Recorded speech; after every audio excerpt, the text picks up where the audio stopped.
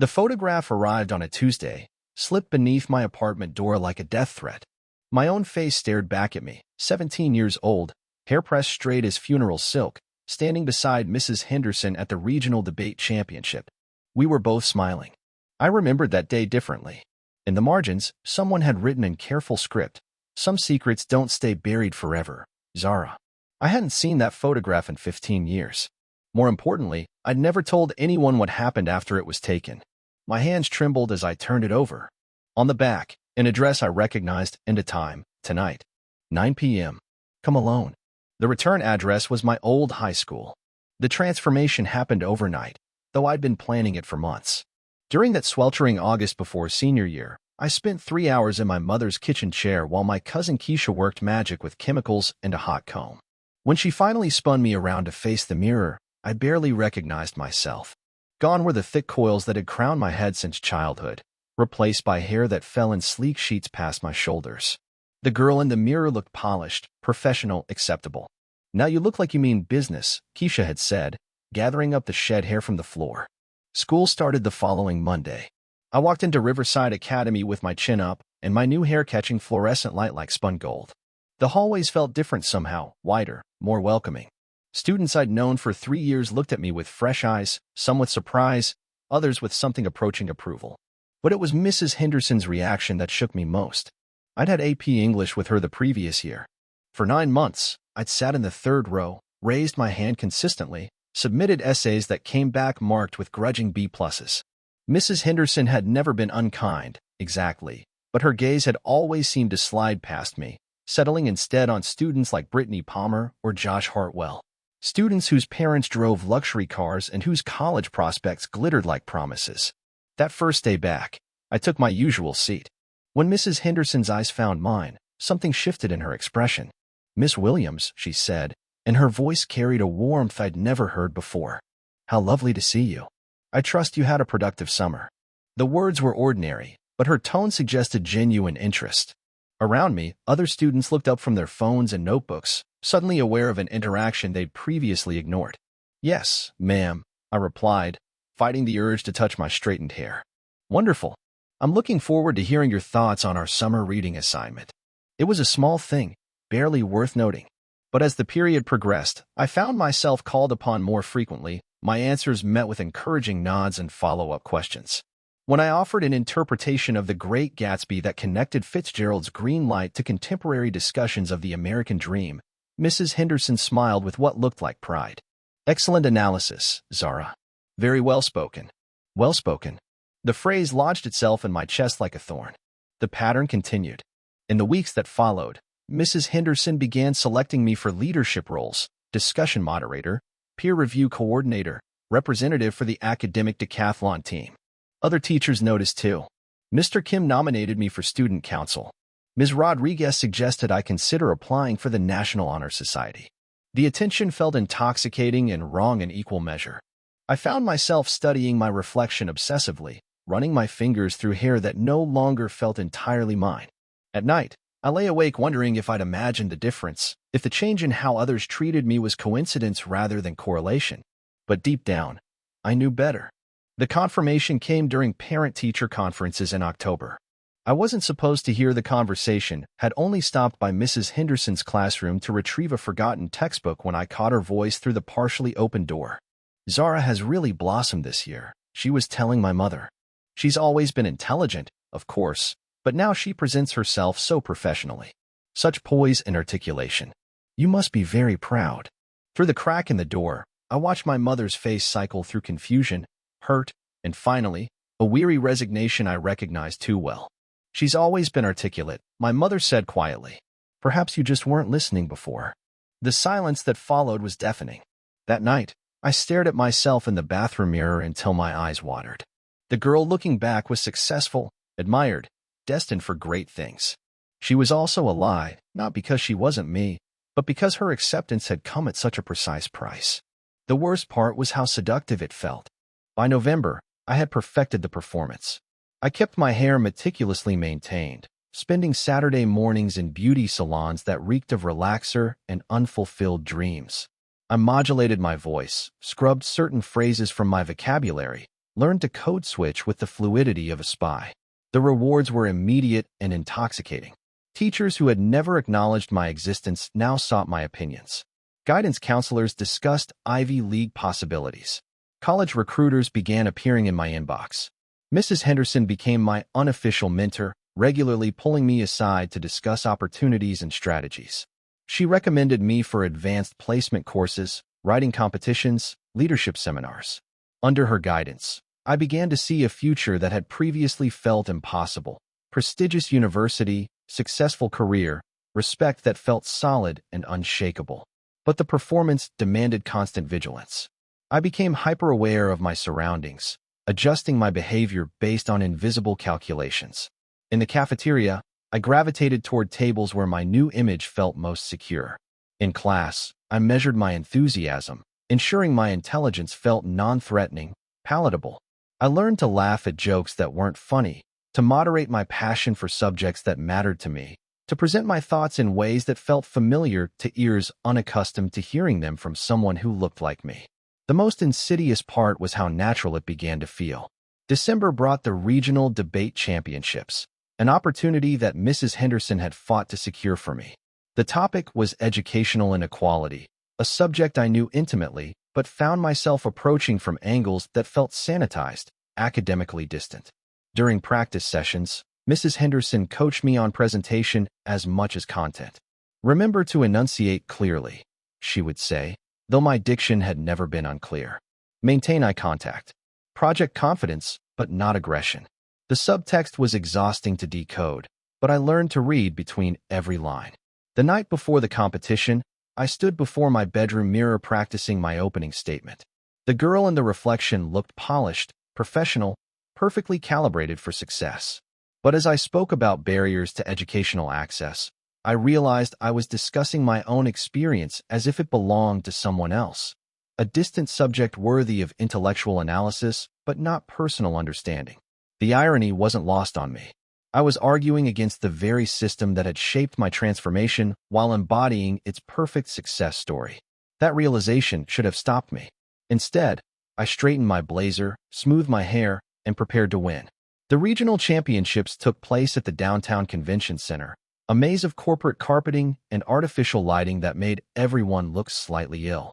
I arrived early, clutching my note cards and trying to project the confidence Mrs. Henderson had coached into me. The competition was fierce, students from private academies and magnet schools, armed with expensive suits and inherited poise. As I took my place at the podium for the first round, I felt the familiar weight of scrutiny, judges evaluating not just my arguments, but my right to be there. My opening statement was flawless. I'd practiced it hundreds of times, polishing every phrase until it gleamed with academic respectability. As I spoke about systemic barriers and institutional bias, I watched the judges' faces soften with approval.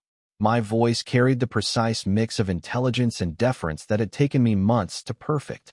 I advanced through each round, my confidence building with every victory. By the semifinals, I'd found my rhythm.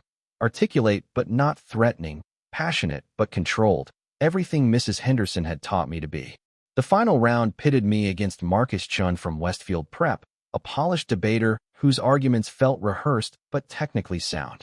The topic was educational funding disparities, and as I listened to his opening statement, I felt a familiar frustration building in my chest. He spoke about inequality as an abstract concept, citing statistics and policy papers while maintaining the comfortable distance of someone who had never experienced the reality he was discussing. His solutions were theoretical, his passion manufactured. When my turn came, something shifted inside me. I began with my prepared remarks, hitting every coached note with practiced precision. But as I spoke, the words began to feel hollow, disconnected from the truth they were meant to represent. Midway through my argument, I made a choice that would change everything. I stopped reading from my cards. My opponent speaks about educational barriers as if they're puzzles to be solved by people who've never encountered them, I said, my voice carrying a heat I hadn't planned. But I've lived inside those barriers. I've watched teachers overlook brilliant students because their brilliance didn't conform to expected packages.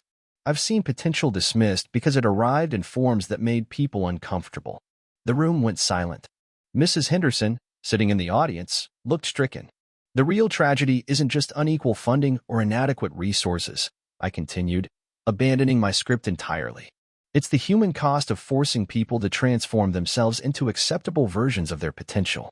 It's the exhaustion of performing your worth for audiences who should have recognized it all along. I was still speaking about systemic issues, still making arguments that belonged in an academic debate, but the personal weight behind my words was unmistakable. For the first time in months, I felt like myself, not the carefully constructed version Mrs. Henderson had helped me create, but the person I'd been before I learned that my natural state wasn't enough. The judges deliberated for an eternity. When they announced my victory, the applause felt different, warmer but more complicated. Mrs. Henderson approached me afterward, her expression unreadable. "That was unexpected," she said carefully. "Quite passionate." "Thank you," I replied, though I wasn't sure if she'd meant it as praise. The photograph was taken during the awards ceremony. Mrs. Henderson stood beside me, her hand on my shoulder, both of us smiling for the camera. But I remembered the tension in her touch, the way her smile felt forced. I'd won, but something between us had fundamentally shifted. That night, I lay in bed staring at the ceiling, replaying the moment I'd abandoned my prepared remarks. It had felt like stepping off a cliff, terrifying and liberating in equal measure. For a few minutes on that stage, I'd been completely, authentically myself. The question that kept me awake was whether I could afford to do it again. Spring semester brought new opportunities and subtle punishments in equal measure. Mrs. Henderson still recommended me for programs and competitions, but her enthusiasm felt cooler, more calculated. I remained her star student, but our relationship had acquired an edge I struggled to interpret. The shift was most apparent in class discussions. Where she had once encouraged my contributions with evident pride, she now managed them with careful control. When I offered insights that strayed too far from expected academic discourse, she would redirect the conversation with surgical precision. Interesting perspective, Zara. Let's consider how that aligns with the scholarly consensus. The message was clear: stay within acceptable boundaries. I found myself caught between two impossible choices. I could return to the carefully modulated performance that had earned me recognition and opportunities, or I could embrace the authenticity that felt increasingly essential to my sense of self. Each path demanded sacrifices I wasn't sure I could make. The internal conflict began manifesting in physical ways. I developed headaches that arrived with clockwork precision every morning before first period. My hands shook during presentations, betraying nerves I couldn't quite understand. Sleep became elusive, my dreams filled with faceless judges evaluating my worthiness. My mother noticed the change immediately. "You're wound too tight," she observed one evening as I hunched over college applications at the kitchen table. "Success shouldn't feel like this." "Feel like what?" I asked, though I knew exactly what she meant. "Like you're holding your breath all the time." Her words hit closer to home than I cared to admit. I had been holding my breath for months, for years, waiting for someone to discover that my achievements were somehow fraudulent, that I'd gained access to spaces where I didn't belong through elaborate deception. The irony was that the deception was real, just not in the way I feared. I hadn't lied about my qualifications or abilities. Instead, I performed a version of myself designed to make others comfortable with recognizing what had been there all along. April brought news of my acceptance to Northwestern University with a partial scholarship, a victory that should have felt triumphant but instead left me strangely hollow. Mrs. Henderson announced my achievement to the class with evident pride, and my classmates offered congratulations that felt genuine but distant. That afternoon, she asked me to stay after the bell. "I'm very proud of what you've accomplished," she said, perching on the edge of her desk in a pose of studied casualness. "You've really grown into yourself this year." "Thank you," I replied, though the phrase, "grown into yourself," felt like code for something else entirely. "I hope you'll remember the lessons you've learned here. Presentation matters in the real world. The way we communicate our ideas can be just as important as the ideas themselves." I nodded, understanding the subtext. She was reminding me of our unspoken bargain, the transformation that had opened doors, the performance that had earned recognition. In her mind, she was offering wisdom. In mine, she was reinforcing a cage. "Of course," I said. "I'll remember everything." The conversation felt like a conclusion, though I couldn't say to what exactly. As I left her classroom that day, I had the distinct sense that I was closing a chapter of my life, not just high school, but something deeper and more fundamental. The question was what would replace it. Graduation approached with the inexorable weight of an avalanche. As valedictorian, I was expected to deliver a commencement address, an honor that Mrs. Henderson had lobbied for aggressively. The opportunity felt significant and terrifying in equal measure. My first draft was everything she would have wanted: inspirational but safe, personal but not too revealing, intelligent but unthreatening. It hit every note I learned to play over the past year, wrapping platitudes about perseverance and achievement in language designed to comfort rather than challenge. But as I practiced the speech night after night, the words began to feel like ash in my mouth. 3 weeks before graduation, I scrapped the entire thing and started over. The new version was different, rawer, more honest, closer to the voice I discovered during the debate championship. It spoke about transformation, but not the kind Mrs. Henderson celebrated. Instead, it examined the cost of changing yourself to meet others' expectations, the exhaustion of performing worthiness for audiences who should have recognized it all along. I knew it was dangerous. The speech would be delivered in front of parents, school board members, local dignitaries, people whose approval and support could shape my future. Speaking truth in that context felt like career suicide, but pretending felt like death of a different sort. The night before graduation, I made my final decision. I would deliver the honest version, regardless of consequences. If my authenticity cost me opportunities, then perhaps those opportunities hadn't been worth having. I slept better that night than I had in months. Graduation day dawned bright and merciless. I stood in the wings of the school auditorium, watching families file into their seats, my heart hammering against my ribs. Mrs. Henderson approached, radiant with pride. "Are you ready for your big moment?" she asked, straightening my graduation cap with maternal precision. "As ready as I'll ever be," I replied. "Remember what we've discussed about pacing and projection. This is your chance to leave a lasting impression." "I will," I assured her, though we had very different ideas about what that impression should be. When my name was called, I walked to the podium on unsteady legs. The sea of faces before me blurred momentarily, then came into sharp focus. In the front row, I spotted my mother, her expression mixing pride and concern in equal measure. Mrs. Henderson sat with the faculty, leaning forward in anticipation. I placed my prepared speech on the podium, then set it aside. 18 years ago, I entered this world as myself, completely, authentically, without pretense or performance. Today, I stand before you as someone who spent the past year learning to be acceptable. The silence in the auditorium was deafening. Mrs. Henderson's face went pale. I've been taught that success requires transformation, that my natural self needed improvement, refinement, adjustment to meet standards I never helped create. I've learned to speak differently, think differently, present differently. I've been praised for becoming well-spoken, as if I'd never had anything worth saying before. Some parents shifted uncomfortably in their seats. Others leaned forward, intrigued despite themselves. But here's what I've discovered. The version of me that earned recognition wasn't better than the original, just more palatable to people who couldn't see past their own assumptions. The real tragedy isn't that I had to change, but that change was necessary for others to recognize what had been there all along. I glanced at Mrs. Henderson, whose expression had shifted from shock to something approaching anger. As we leave this place, I challenge my fellow graduates to resist the urge to shrink yourselves into shapes others find comfortable. Your authentic voice deserves to be heard. Your natural brilliance deserves recognition. Your inherent worth shouldn't require performance. The rest of the speech passed in a blur. When I finished, the applause was scattered and uncertain, some parents clapping enthusiastically, others sitting in stunned silence. Mrs. Henderson's hands remained folded in her lap.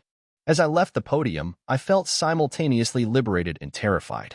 I'd spoken my truth, but the consequences remained to be seen. They didn't take long to materialize. The backlash began before I'd even removed my graduation cap. Mrs. Henderson intercepted me backstage, her face flushed with barely contained fury. "What did you think you were doing out there?" she hissed, pulling me into an empty classroom. "Giving a speech," I replied, though my voice wavered slightly. That wasn't a speech, it was a tantrum. A selfish, ungrateful display that reflected poorly on this entire institution. Her words stung more than I'd expected.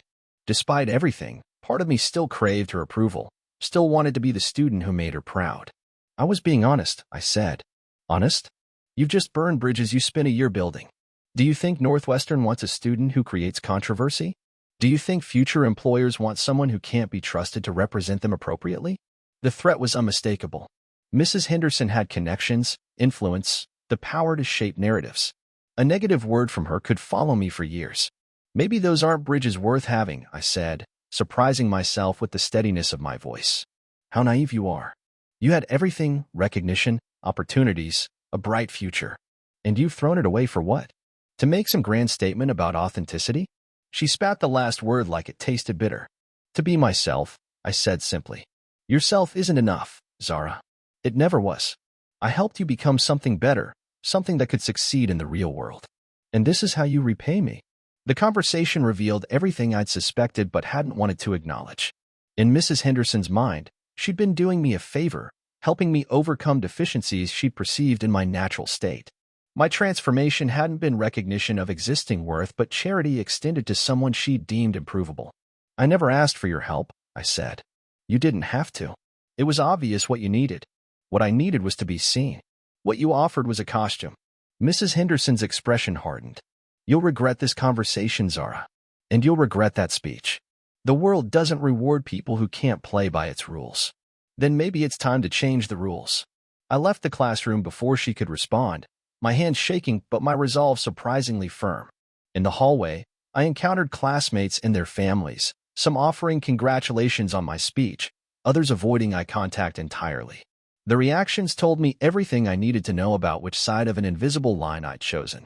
My mother was waiting by my locker, her expression unreadable. That was quite a speech, she said carefully. Are you angry? I asked. She considered the question for a long moment. I'm proud of you for saying what needed to be said. I'm terrified about what it might cost you. Me too, I admitted. But you said it anyway. I had to. I couldn't keep pretending that performance was the same as acceptance. She pulled me into a hug that felt like absolution. Then you made the right choice, baby. Even if it's the hard one. The summer that followed was a masterclass in consequence management. Northwestern's scholarship offer remained intact, but opportunities I'd been promised began evaporating. Writing competitions suddenly had no space for me. Leadership programs found other candidates more suitable. Letters of recommendation took longer to arrive and carried less enthusiasm when they did. Mrs. Henderson's influence was subtle but pervasive. She never said anything directly disparaging, but her lukewarm endorsement spoke volumes to those who knew how to read between the lines. The message was clear: authenticity had a price, and I was learning to pay it. College arrived like a reset button I wasn't sure I wanted to press. Northwestern's campus sprawled along Lake Michigan, all Gothic architecture and manicured lawns that screamed prestige. As I unpacked my dorm room, I wondered if I'd have the courage to remain myself in this new environment, or if I'd gradually slip back into the performance that had served me so well. My roommate was a cheerful blonde from Connecticut named Ashley who seemed genuinely interested in getting to know me. During our first conversation, she asked about my high school experience with the kind of casual curiosity that suggested she'd never had to navigate identity politics. I heard you gave quite a graduation speech, she said, referencing something she'd apparently found online. Very brave of you to be so direct. The pause before direct told me everything I needed to know about how my speech had been received in certain circles. It felt necessary at the time. I replied diplomatically. I bet. It must have been frustrating to feel like you had to change yourself just to be accepted. Her sympathy felt genuine but distant, like someone offering condolences for a tragedy they couldn't quite comprehend. I realized that for Ashley and students like her, authenticity wasn't a luxury, it was a baseline assumption. My first English class was taught by Professor Martinez, a sharp-eyed woman who assigned seats alphabetically and immediately launched into a discussion of voice and perspective in literature.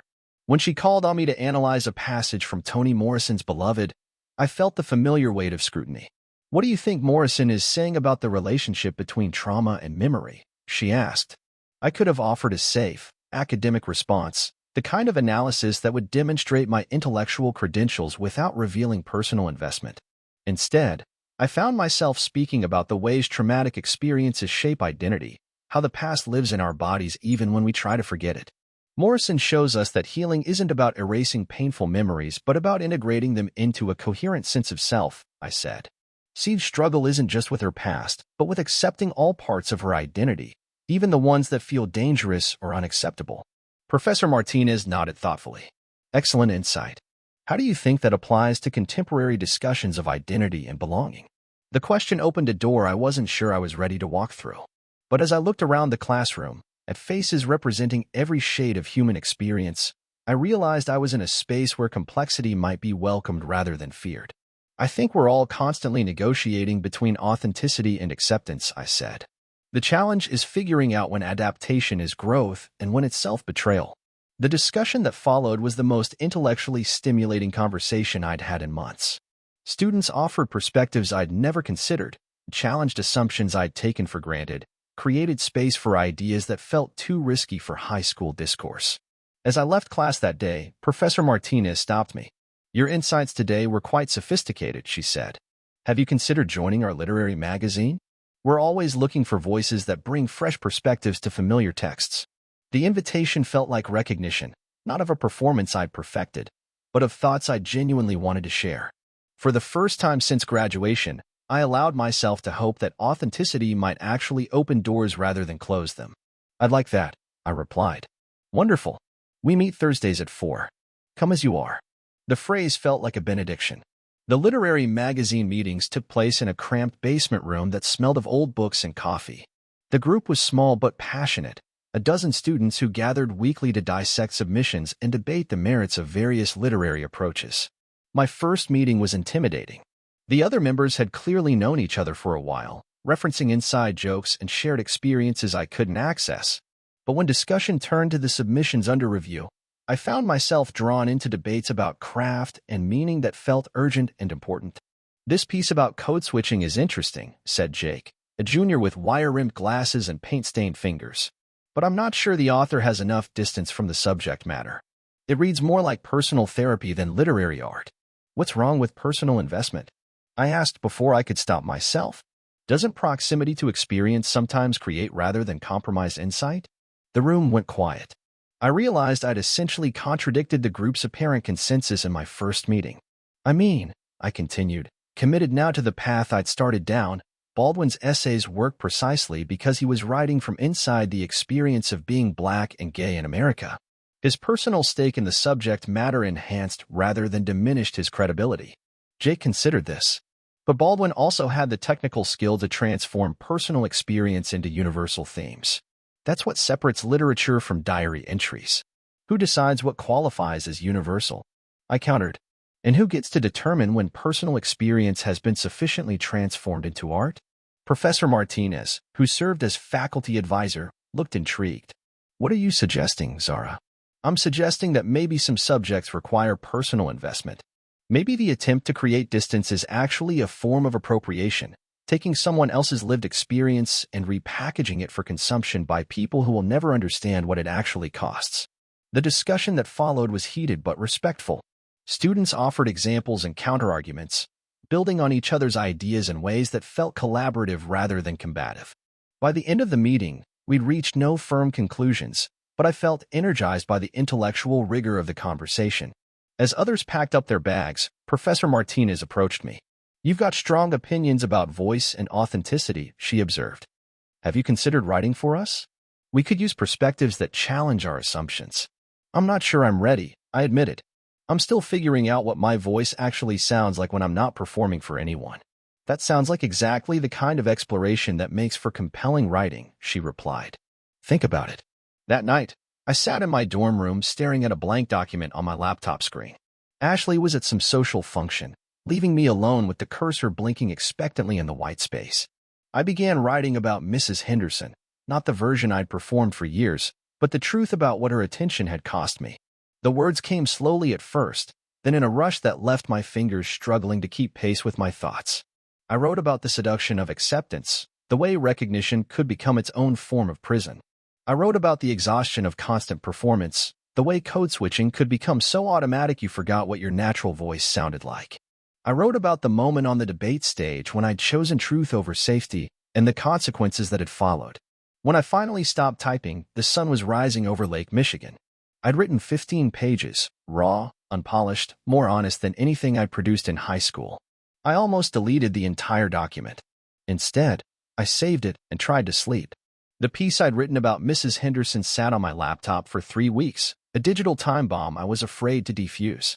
Every few days, I'd open the document, read a few paragraphs, then close it again with a mixture of pride and terror.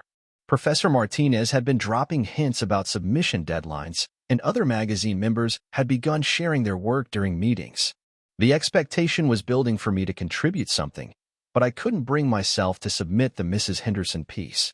It felt too raw, too revealing, too much like handing strangers a loaded weapon. Instead, I wrote a safer piece about identity and literature, academically rigorous but personally distant. It was good work, the kind of essay that would earn approval without causing controversy. I was preparing to submit it when Ashley made an observation that changed everything. "You've been weird lately," she said, looking up from her psychology textbook. "Weird how?" "Like you're constantly editing yourself. Even when we're just hanging out, you pause before you say things, like you're running everything through some internal filter." Her words hit harder than I'd expected. "I don't do that," I protested, though even as I said it, I realized she was right. "You do it all the time. And it's exhausting to watch, so I can't imagine how exhausting it is to live." That night, I opened the Mrs. Henderson document and read it from beginning to end. The writing was imperfect. Some sections needed tightening, others could use more development, but it was unmistakably mine. Not the carefully modulated voice I developed for academic success, but the authentic expression of someone grappling with complex truths. I spent the next week revising it, not to make it more palatable, but to make it clearer, more precise, more effective at conveying what I'd actually experienced. The final version was 3,000 words of uncompromising honesty about the costs of performing acceptability. When I finally submitted it to Professor Martinez, my hands were shaking. "This is powerful work," she said after reading it. "Are you prepared for the responses it might generate?" "I'm not sure anyone can be prepared for that," I replied. "But I'm tired of being afraid of my own voice." "Good. Fear is the enemy of authentic expression." The piece was published in the magazine's spring issue under the title Well Spoken: The Hidden Costs of Conditional Acceptance. Within days of its release, my inbox was flooded with responses. Some were supportive, students sharing their own experiences with code switching and performance, professors applauding my willingness to examine difficult truths. Others were less charitable, accusations of ingratitude, suggestions that I was biting the hand that had fed me, predictions that my attitude would limit my future prospects. The most unexpected response came from Northwestern's admissions office. The dean of students requested a meeting, ostensibly to discuss my adjustment to college life. I knew it was really about damage control, ensuring that my criticisms of educational institutions didn't reflect poorly on their recruitment processes. The meeting was cordial but tense. Dean Williams praised my writing while subtly questioning my judgment and airing grievances so publicly. "Northwestern values diverse perspectives," she assured me. "But we also hope our students will represent the university in ways that reflect our collaborative spirit." The subtext was familiar. You can be authentic, as long as your authenticity doesn't make anyone uncomfortable. "I'm not trying to attack anyone personally," I explained. "I'm examining systemic issues that affect many students." Isn't that exactly the kind of critical thinking universities should encourage? Of course. We simply want to ensure that your passion for social justice doesn't overshadow your academic goals. What if those two things are inseparable for me? Dean Williams smiled tightly. "Then I suppose you'll need to find ways to pursue both without compromising either." As I left her office, I realized I'd been issued a challenge disguised as advice. Northwestern would tolerate my authenticity as long as it remained contained within acceptable parameters. The question was whether I could accept those parameters without losing myself again. The answer came sooner than I'd expected. 3 months after my article was published, I received an email that changed everything. A producer from National Public Radio had read Well Spoken and wanted to interview me for a segment about educational equity and student voice. The opportunity was exactly what I dreamed of, a chance to reach a broader audience with ideas that felt urgent and important. It was also terrifying for reasons I couldn't fully articulate. I spent 2 weeks preparing, crafting talking points, and practicing responses to potential questions. The night before the interview, I called my mother for advice. "Are you nervous?" she asked. "Terrified," I admitted. "What if I say something wrong? What if I come across as angry or ungrateful? What if you come across as honest?" she countered. "That seems to be working for you so far." "Has it?" "I feel like I'm constantly burning bridges." "Maybe they were bridges you needed to burn," she said gently. "Sometimes you have to destroy the old path to build a better one." The interview took place in a small studio downtown, all soundproofing and professional equipment that made my voice sound strange in my own ears. The host, Maria Santos, was a veteran journalist whose warm manner couldn't quite disguise her sharp intelligence. "Let's start with your high school experience," she said once the recording began. "Tell me about the moment you realized that your natural self wasn't being seen or valued." I found myself describing the transformation, the the sudden shift in how teachers treated me after I straightened my hair, the way acceptance had arrived with such a precise price tag attached. The words flowed more easily than I'd expected, months of reflection distilling into clear narrative. Your article mentions Mrs. Henderson specifically. Some might argue that she was trying to help you succeed within existing systems. How do you respond to that? I think that's exactly the problem, I replied. The assumption that I needed to be fixed rather than seen. Mrs. Henderson never questioned why certain ways of speaking or presenting were valued over others. She just accepted that I should conform to those standards rather than examining whether the standards themselves might be flawed. But didn't her guidance open doors for you? You mentioned debate championships, college recommendations. It did. And that's what makes it so insidious. The system rewarded me for becoming more palatable, which reinforced the idea that my natural state wasn't good enough. It's like being grateful to someone for teaching you to hide parts of yourself. The conversation continued for 45 minutes, covering everything from code switching to institutional bias to the psychological cost of constant performance. As we talked, I realized I was having the kind of honest discussion about race and education that I'd never been able to have in Mrs. Henderson's classroom.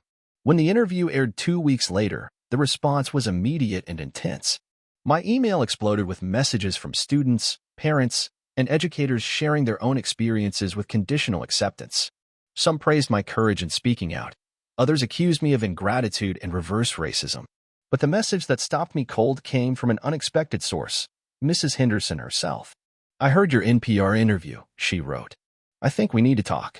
Mrs. Henderson requested to meet at a coffee shop near campus, neutral territory that felt loaded with symbolic significance. I arrived early, choosing a corner table where I could see the entrance, my nerves jangling like wind chimes in a storm. She entered precisely on time, looking exactly as I remembered. Perfectly pressed blouse, carefully styled hair, an air of professional competence that had once intimidated me. Now it simply looked like armor. Thank you for coming, she said, settling into the chair across from me with practiced grace. Thank you for reaching out. We ordered coffee, navigating small talk with the awkwardness of former intimates who'd become strangers. Finally, she cut to the heart of the matter. I've been thinking about your interview, about the things you said. I wanted you to know that I never intended to hurt you. I know, I replied, and meant it. That's what makes it so complicated. I genuinely believed I was helping you. When I saw your potential, I wanted to make sure others could see it too. But why did you assume they couldn't see it already? The question hung between us like a blade.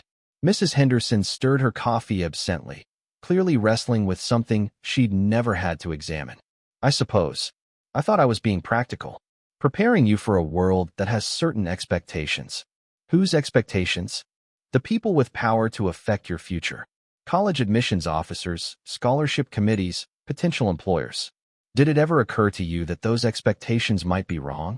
She was quiet for a long moment. To be honest, no.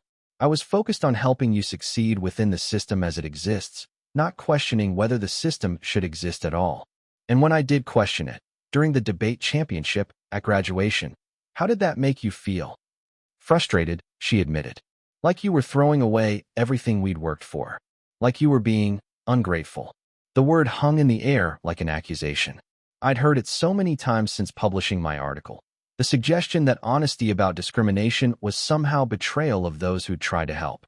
What exactly should I be grateful for? I asked. For being taught that my natural self wasn't acceptable? For learning to perform worthiness instead of simply being worthy? For the opportunities? For the recognition? For being prepared to succeed? I was always capable of succeeding.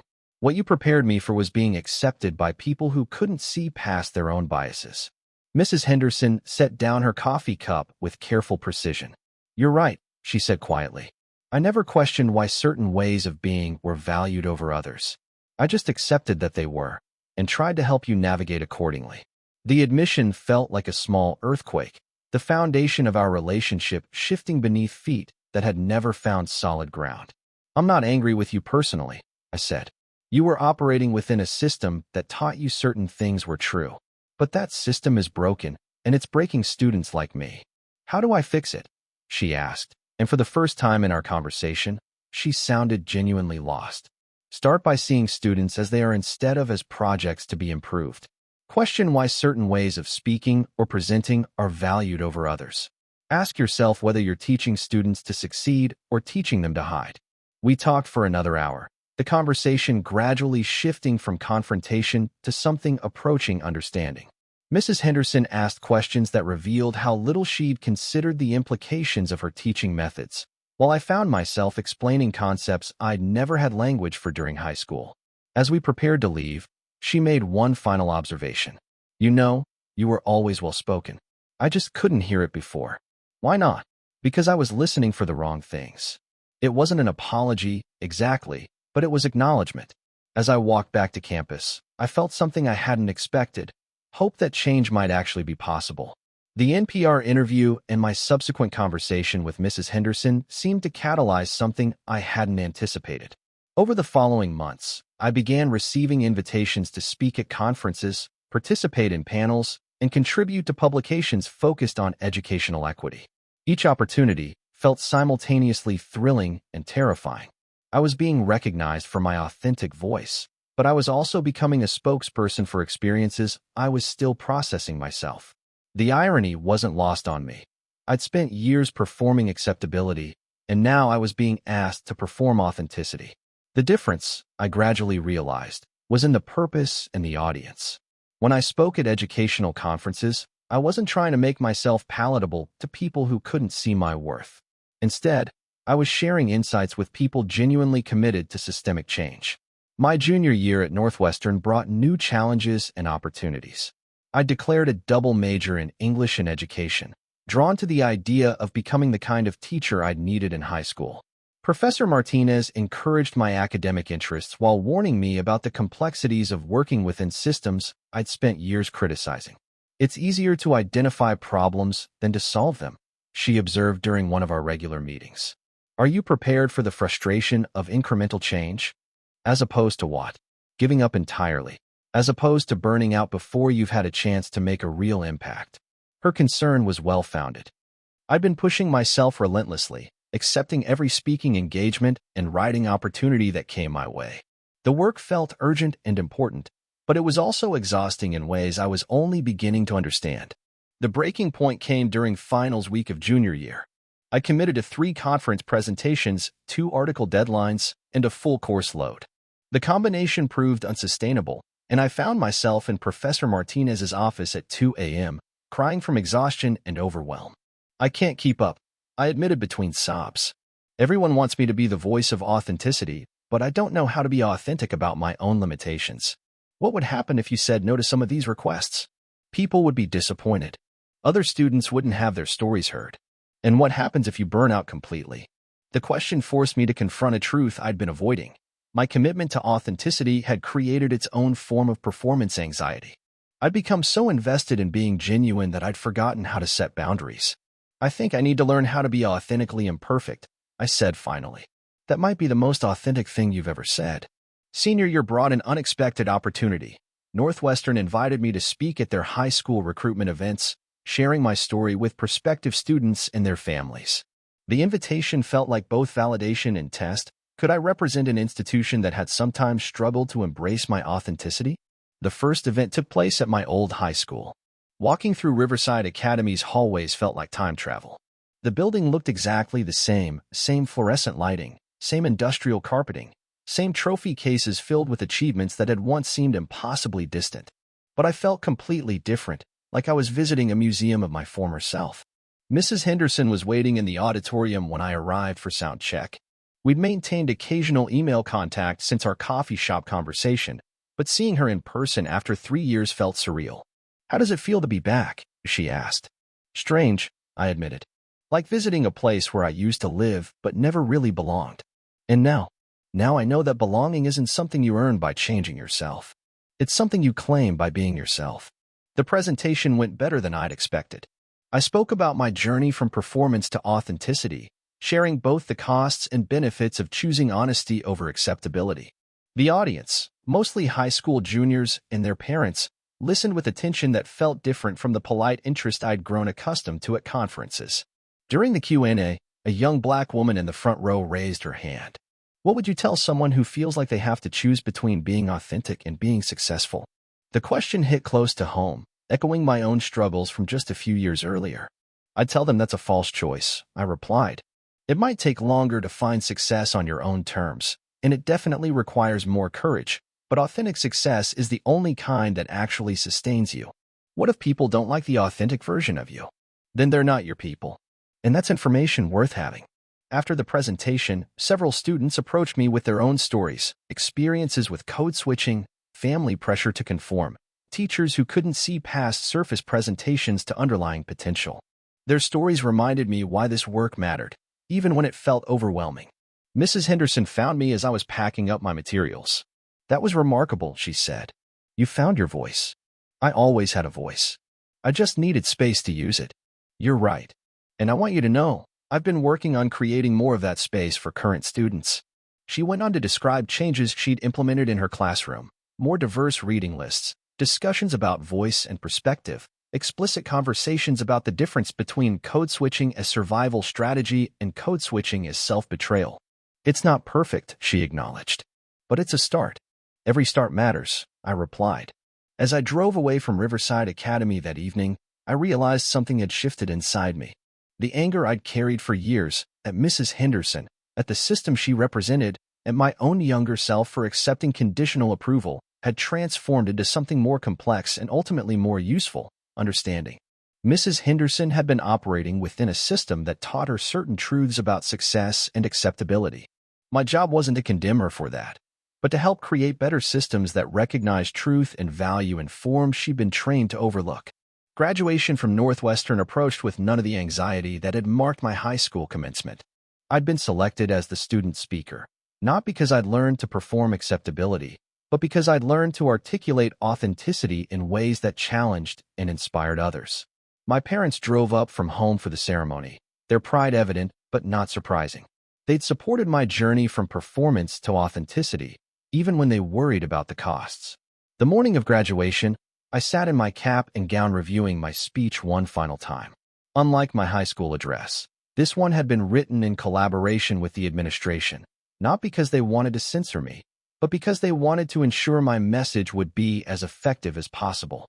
The speech was about transformation, but not the kind I'd experienced in high school. Instead, it focused on the transformation of institutions and communities when they make space for authentic voices. I talked about the difference between inclusion and belonging, between diversity and equity, between being heard and being understood. As I took the podium that afternoon, I felt calm in a way I'd never experienced before public speaking. The nervousness was still there, but it was excitement rather than fear, the energy of someone who had something important to say and trusted that it was worth hearing. 4 years ago, I arrived at Northwestern carrying the weight of a performance I'd perfected but never chosen. I began. I'd learned to be well-spoken in ways that made others comfortable, but I'd forgotten how to speak truths that made me whole. The audience was attentive, engaged in ways that felt different from polite academic interest. The greatest gift of my college experience hasn't been learning new information, though I've learned plenty. It's been learning to trust my own voice, not the voice I thought others wanted to hear, but the voice that emerges when I'm brave enough to be completely, authentically myself. I talked about the professors who'd created space for difficult conversations, the classmates who'd challenged my assumptions, the opportunities to speak and write and think in ways that honored both intellectual rigor and personal truth. We leave here today not just as graduates, but as people who've been trusted with the radical responsibility of authentic leadership. The world needs your genuine perspectives, your honest insights, your willingness to question systems that claim to be permanent but are actually just familiar. The speech concluded with a challenge that felt like a promise. Don't let anyone convince you that success requires shrinking yourself into acceptable shapes. The world needs the full expression of who you are, not despite your differences, but because of them. Be well-spoken in your own voice. Be articulate about your own truths. Be successful on your own terms. The applause that followed felt different from any I'd received before, warmer, more sustained, infused with recognition rather than mere approval. After the ceremony, as I posed for pictures with family and friends, Professor Martinez approached. "So what's next?" she asked. "Graduate school in educational policy, then back into the classroom. I want to be the teacher I needed when I was 17. The world could use more teachers like that.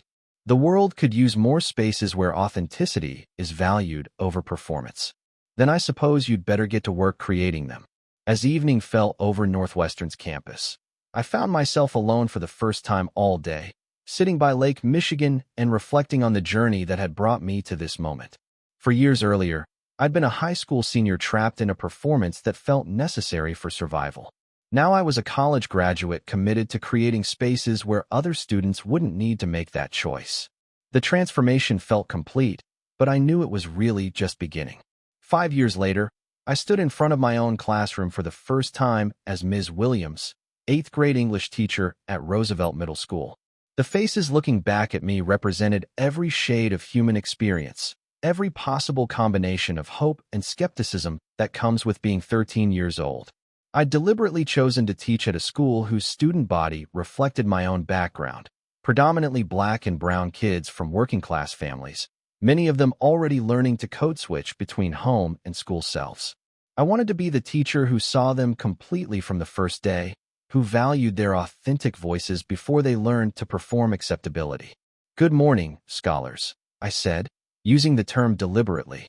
"I'm Ms. Williams, and I'm here because I believe every single one of you has something important to say. My job is to help you find the courage and tools to say it." A hand shot up in the back row, a girl with intricate braids and wary eyes. What if what we have to say isn't what teachers want to hear? The question could have been ripped from my own 8th grade experience. I leaned against my desk, choosing my words carefully. "Then you probably have something especially important to say." The most powerful voices are often the ones that challenge comfortable assumptions. "But don't we need to learn to write properly?" asked another student, a boy whose hesitation revealed internalized messages about whose language counted as legitimate. "You already speak properly," I replied. "You speak the language of your community, your family, your experience. My job is to help you add to that foundation, not replace it. You'll learn academic English because it's a useful tool, but never because your home language isn't valuable enough on its own." The classroom dynamic began shifting almost immediately. Students who'd entered expecting another teacher focused on correction and conformity found themselves in space designed for exploration and authentic expression. I structured my curriculum around texts that reflected their experiences. Authors like Jason Reynolds and Angie Thomas and Jacqueline Woodson, writers who proved that powerful literature could emerge from voices that sounded like their own. But I also introduced them to classics, helping them see connections between their contemporary reality and timeless human struggles. The transformation I witnessed over the first semester reminded me why I'd chosen teaching. Students who'd been silent in other classes began participating actively in discussions. Writers who'd been told their natural voice was improper started crafting essays that combined personal insight with academic analysis. But the real test came in November when Keisha Jackson, the girl who'd asked about saying things teachers didn't want to hear, submitted an essay about police violence in her neighborhood. The piece was raw, angry, personal in ways that made some administrators uncomfortable. It was also brilliant, a sophisticated analysis of systemic racism wrapped in narrative that brought abstract concepts to vivid life. Principal Martinez called me to her office the day after I'd graded it. "This essay from your student," she began, sliding Keisha's paper across her desk. "It's quite inflammatory." "It's quite honest," I replied. "But is it appropriate for a middle school assignment?" Some of the language, the accusations. The language reflects her reality. The accusations are supported by evidence. "What exactly concerns you?" Principal Martinez shifted uncomfortably. "I worry that encouraging this kind of writing might create problems. What if parents complain? What if the school board sees this as too political?" The conversation felt like déjà vu, another administrator asking me to prioritize comfort over truth, performance over authenticity. What if we're more worried about protecting students than protecting ourselves? I countered. Keisha has written a sophisticated analysis of issues that directly affect her life. Isn't that exactly what we want our students to achieve? But perhaps she could approach the subject more objectively? Objectivity is a luxury for people who aren't directly affected by the issues they're discussing. Keisha's investment in this subject is what makes her analysis so powerful. We talked for another 20 minutes, the principal expressing concerns about controversy while I advocated for honoring student voice.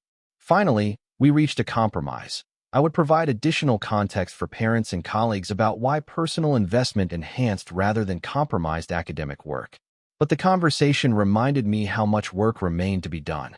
That afternoon, I pulled Keisha aside after class. I read your essay about police violence. It's powerful, important work. Her eyes lit up with surprise. Really? I was worried it was too much. It's exactly as much as it needs to be. You've taken a complex social issue and made it accessible through personal narrative. That's sophisticated writing. Some teachers tell us to keep our feelings out of our essays. Some subjects require feelings. The trick is learning when emotion enhances your argument and when it distracts from it. In this case, your personal investment makes your analysis more credible, not less. Can I write more pieces like this? I hope you will. The world needs your voice on these issues. As Keisha left my classroom that day, I realized I'd just had the conversation I'd wished someone would have with me when I was her age. The circle felt complete in a way that justified every difficult choice I'd made since high school.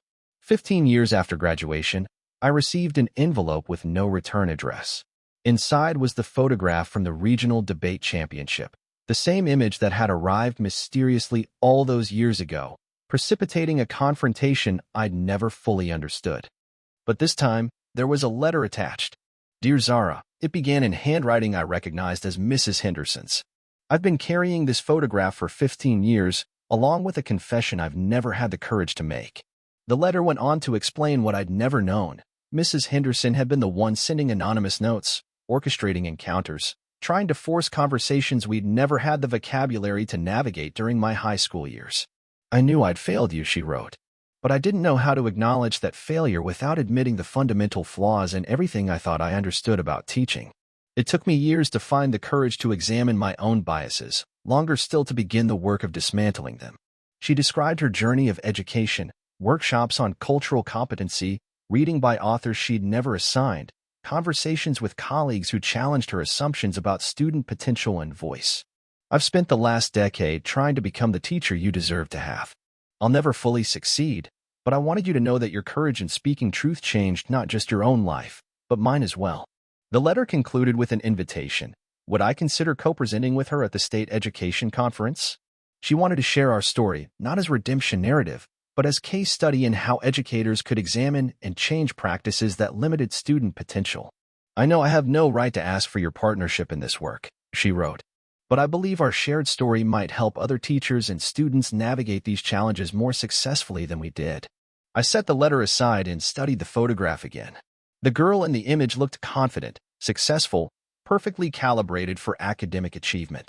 But I could see now what I'd missed then, the tension in my smile, the way my shoulders held themselves slightly too high, the subtle signs of someone performing rather than simply being. Mrs. Henderson looked proud in the photograph, but I could see her tension too, the unconscious relief of someone whose project had turned out successfully, whose efforts to improve a student had been validated by external recognition. We'd both been trapped in a system that neither of us had created, but that we participated in maintaining. My escape had required rejecting the very recognition that system offered. Her growth had required questioning the assumptions that recognition was based on. I called her that evening.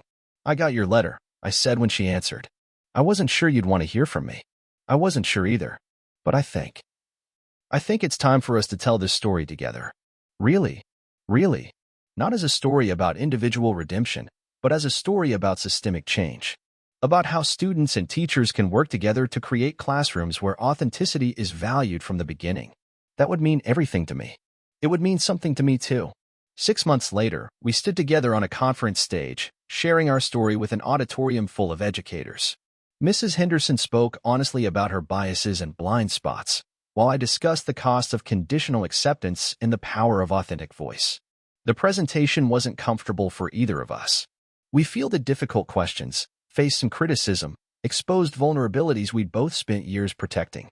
But we also sparked conversations that felt urgent and necessary, discussions about recognition and representation, about the difference between helping students succeed within existing systems and creating better systems entirely. After our presentation, a young teacher approached us, a Black woman about my age who looked like she'd been wrestling with questions similar to the ones that had shaped my high school experience. Thank you for sharing your story, she said. I've been struggling with how to honor my students' authentic voices while preparing them for standardized assessments. Your presentation helped me see that maybe those don't have to be opposing goals. They don't, I assured her. Students can learn academic conventions without abandoning their cultural and linguistic identities. The key is making sure they understand they're adding tools to their toolkit, not replacing their natural abilities. Mrs. Henderson nodded in agreement. I wish I'd understood that 15 years ago. I thought I was helping Zara succeed by changing her, when I should have been working to change the systems that couldn't recognize her value as she was. The conversation continued for another hour, expanding to include other educators grappling with similar challenges.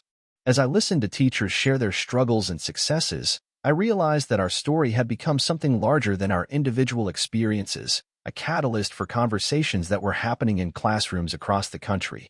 That night, as I flew home to my own students and my own classroom, I reflected on the journey that had brought me to this moment. 15 years earlier, I'd been a high school senior trapped between authenticity and acceptance, forced to choose between being seen and being myself. Now I was a teacher and advocate, working to ensure that future students wouldn't face that impossible choice. The work was difficult, often frustrating, sometimes heartbreaking, but it was also necessary, urgent, and ultimately hopeful. Because every time a student found the courage to speak in their authentic voice, every time a teacher learned to listen for truth in unfamiliar forms, every time a system bent toward justice rather than comfort, the world became a little more spacious for everyone. The girl in that old photograph had been well-spoken, just not in ways her teachers were prepared to hear. Now, finally, her voice was being heard exactly as it was, powerful, authentic, and completely her own.